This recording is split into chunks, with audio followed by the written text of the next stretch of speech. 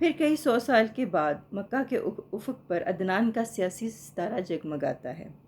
ادھر جو جرہم خاندان تھے، دھیمے دھیمے ان کی حالت خراب ہوتی گئی، انہیں تنگ دستی نے آ گھیرا۔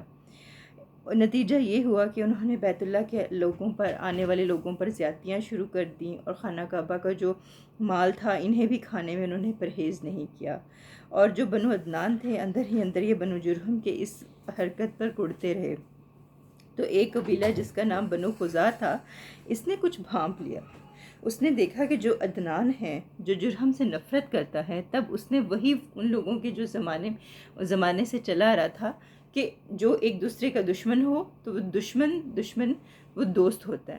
تو اس طرح سے انہوں نے اس کا فائدہ اٹھایا، ان کو ان سے لڑانا اور اپنی سرداری قائم کرنا۔ تو انہوں نے یہی کیا۔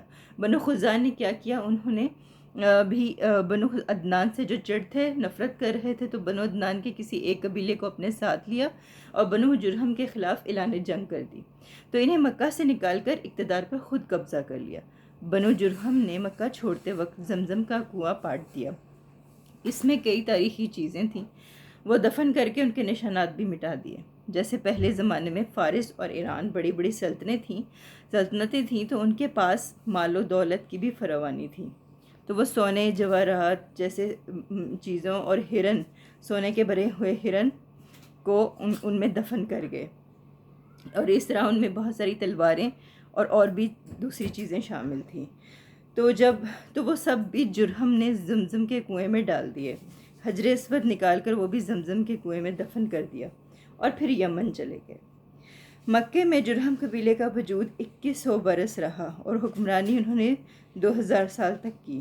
یہ جو بنو خزاع تھے، انہوں نے عدنان جو شامل کیا تھا جھگڑے میں، لیکن حکمرانی میں تو کوئی حصہ نہیں دیا، اور بنو خزاع کا اقتدار کوئی 300 برس تک قائم رہا۔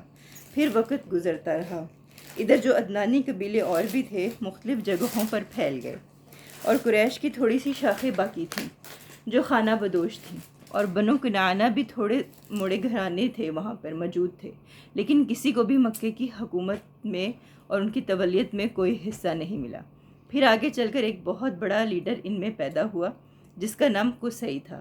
اس کا پورا نام قصی بن کلاب تھا۔